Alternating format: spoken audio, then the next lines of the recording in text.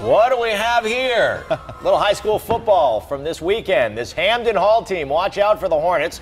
They have gone 2-0, showing that team speed that they've had ever since you got there, Joe Linta. The head coach from Hamden Hall, 2-0 after beating a second team from Massachusetts, this Pingree team. You guys had a war against them a couple years ago. Well, we've had a war every year, but when you have a kid like that you just saw, Corey Millos, who's a big-time Division I player with Division I speed, it's easy to coach when you have a kid like this playing for you. I thought the best play he made was an interception in the third quarter. That it seemed like he broke every tackle, had another gear. He was fantastic. Well, UConn should offer him yesterday.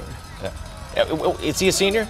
Junior. Junior, so who's looking at him? He was just getting in the recruiting. His Florida State, the letters are coming in now, but I hope UConn gets on him quick.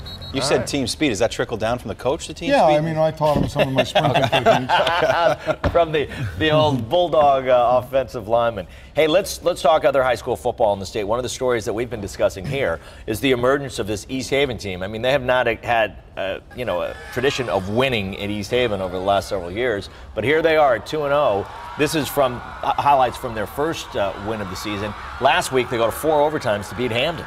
We played them the last couple of years, and we played them this year in the preseason, and I have so much respect for Coach Wells. He's got these kids buying into what he's selling. They're doing a great job, and the sky's the limit for them. They really are doing a good job, and they have a favorable schedule. They have a couple tough games coming up, but they can win 7-8 games. You're thinking maybe playoffs for this team. Playoffs?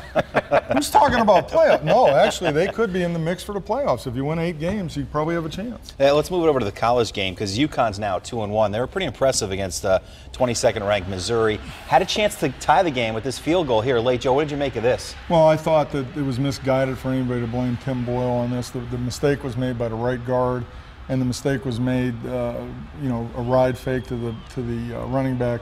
I thought it was, you can tie the game there, but you're as a coach, you're a hero if you're right, a goat if you're wrong.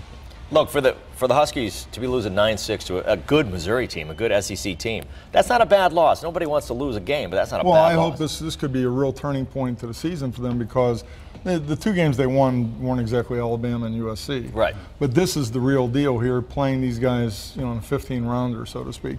So I think this could be a turning point in their season. Let's move to the NFL. The Giants had another game, winnable game. They fall to 0-2. Another game they lose in the fourth quarter. What's going on? Another opportunity for Tom Coughlin to walk out and look like he's eating bad shrimp again. Yeah. It's just a real tough thing. Mistakes aplenty, and they're giving games away that they shouldn't be losing.